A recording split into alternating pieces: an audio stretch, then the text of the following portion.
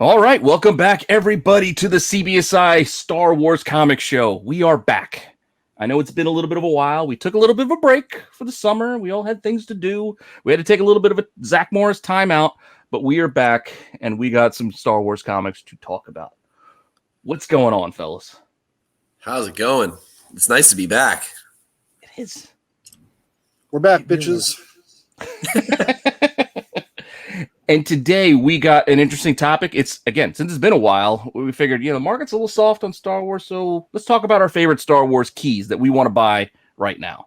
Just some books that we think they're priced right at this moment. So if you want to know what we're picking, just hang on for a second after the intro, and we'll be right back with the books.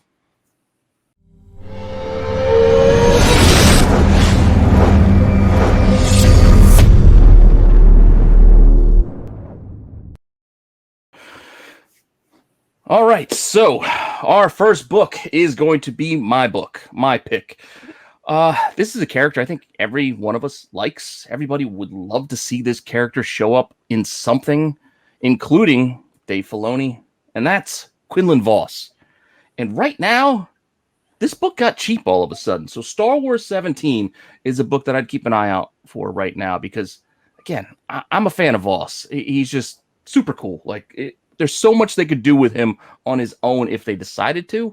And I realize a lot of it has to do with the Legends and the Dark Horse storylines. That's not really Marvel current canon, but there's just a lot of opportunity there. Which way you decide to go with him, there's a lot of fun stories that they could play out with this.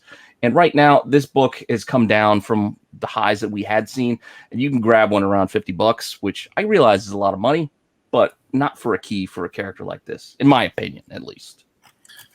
I agree. And I agree, especially because of the potential of this character, unlike some of the other ones that we've talked about. The fact that this is almost an untouched character that Filoni absolutely loves, has introduced in the cartoons in a really cool way, left it super open-ended. And honestly, the dude could get his own show at some point. He's a really quirky character that people really dig. He was kind of retconned into episode 1 and there's just a lot of really cool opportunity for this book. And honestly, at $50, this thing was, if I remember correctly, this was approaching $200 raw at one point. Yeah. And now here you are being able to buy him around 50. I think this is a huge time to buy in on this character. I don't think it's ever going to be this low again. Not in my opinion.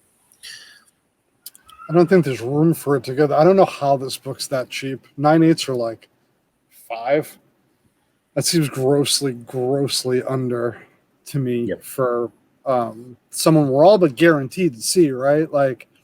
Everyone's worried about what books are going to do and what the sustainability of characters that are already dead and how quick or not. Quinlan Vos survived the Order. A lot of opportunity then. I put all my eggs in that basket. Yep, me too. Especially with how much Filoni likes the character. And we know anytime Filoni likes a character that much, he finds a way to get him. Yeah. He will find a way. He definitely will find a way. I think it's just, a lot of these books, though, are down right now. It's just an odd time, I guess, as everybody's waiting for Book of Fett, which we now know is coming out just before New Year's, December 29th? Yep. So we still got a ways before we're getting some new Star Wars, TV content that will wake up the masses again. Yep. Not just those, Star Wars geeks like us who are paying attention all the time anyway. Everybody else will get back on board, get on the train with us. It's a good time to be buying Star Wars comics. And especially if you can find these books in good shape too. These Dark Horse books do not pop up in 9.6, 9.8 kind of shape very often. So, and look out for newsstands. Always look out for newsstands on true. That is definitely true. But I kind of like yours too, because I still think we're going to get them again. In a similar vein, right? It's this character that just was a fan favorite, killed off too fast in the movies. Filoni has continued to figure out ways to get it. Well, Lucas kind of massaged Filoni into getting him to figure out ways to get him back into the shows because he was so popular. Then he pops up in Solo. I can't imagine how we don't at least see him in a flashback in Kenobi at some point. I mean, it's freaking Darth Maul. And this book is really soft at the moment. This cover not as soft as the other cover, which is sort of the panned out shot, that one, the desert shot. This one's a little bit cheaper. This one can be had for like $25-$30 right now, which is insane to me. And the other cover is more like a $50-ish book at the moment. But even still, I think both of those are way, way under. We're talking like half to a third of what they were going for a while ago. I realize the print run's a little higher on this book than on some of the other stuff that we've been talking about, but for God's sake, it's Darth Maul. I mean, people are paying crazy money for First Thrawn in that book. There's a ton of those. So this should, I would assume, kind of follow suit. But right now, this is a really soft price right now, and obviously a great fan favorite character that's, I think, could pop up again and again and again and again. What do you guys think? Well, we got him in both. I mean, we got him in Solo, so we know that they want to bring him back in some fashion, some way. He's not completely gone from the universe, and somebody is going to have to explain it. I don't think they're just going to rely on the ending in Rebels to be the end, for his story. So I still feel like we're going to see him again, because to your point, a character that was killed off too quickly to begin with, that people loved, reminds me a lot of Boba Fett in that way. It's like, oh, wait, he's gone, but everybody likes him? Well, we'll figure out a way. We'll get him back. Cyborg. We'll figure it out. It'll give him cyborg legs. Yeah, whatever it is. He's back. Exactly. It's Star Wars. We can do whatever we want. I like this pick a lot. When 2 years ago, when this stuff started picking up, this book took too long. And then I think people realized, because they just saw Phantom Menace on it, we're like, we're not buying that. Right? People were like, oh, wait a minute. Yep. This is one of the most popular characters out there, period, the end. I don't know. There's nowhere. All this Star Wars stuff, like, we could have picked any book and just, it's true. Like, there's nowhere but up to go on all this stuff. Yep. There's justification for a lot of things. Even the high price stuff. More and more epic. 100%, Mike.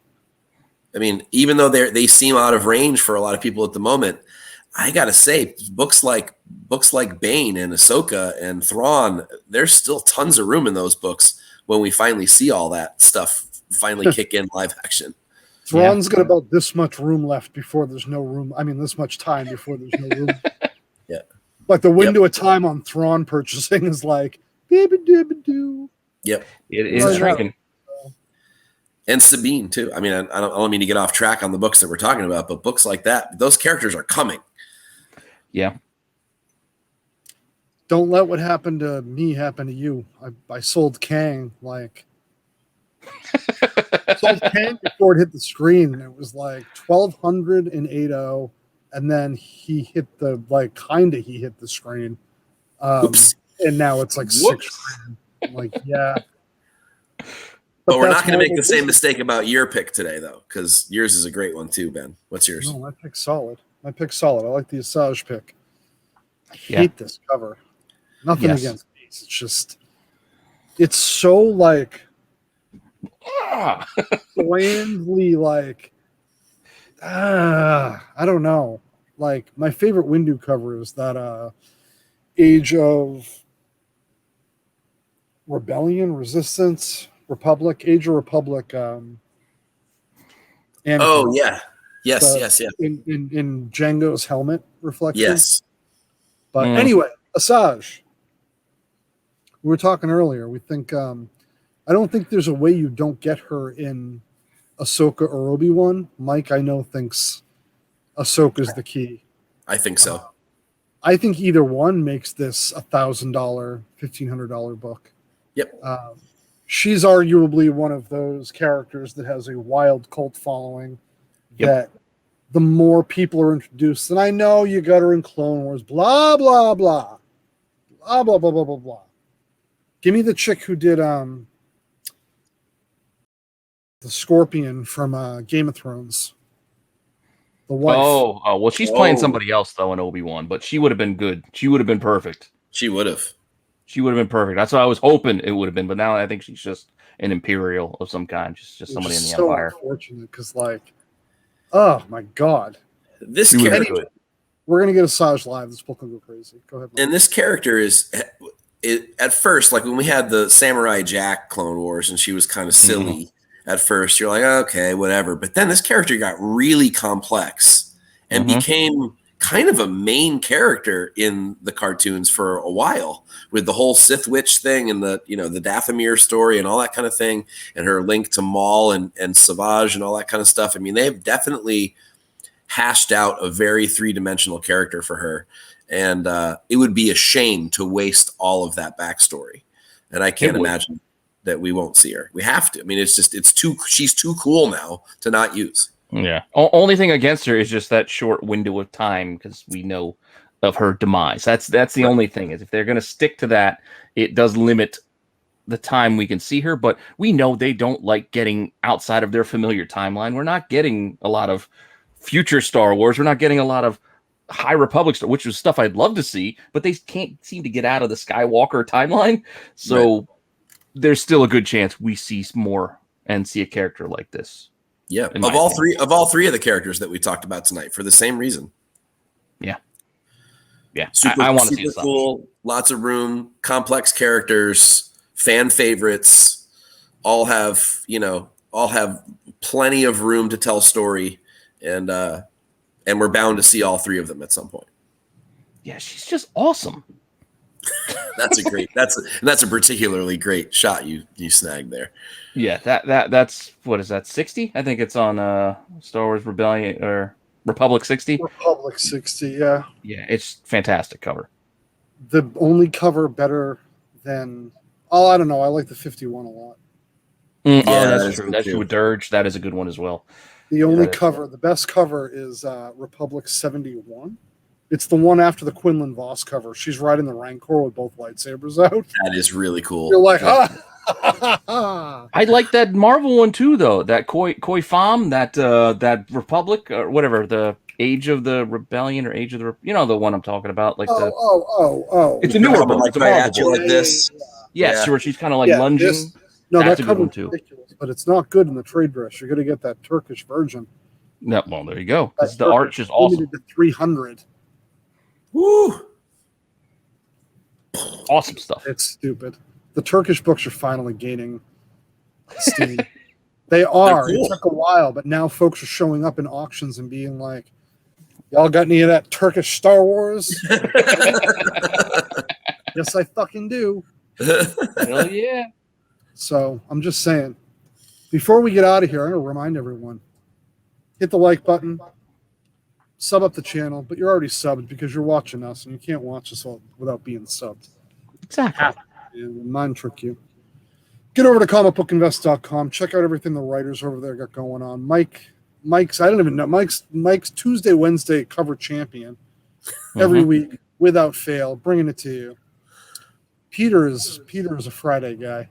Yeah, I'm a Friday guy now. This stuff has been keeping me too busy to do more. And obviously, check out all the other content on Rennavision. Everything from Star Wars to toys to in-depth analysis of comics you could find on the cheap.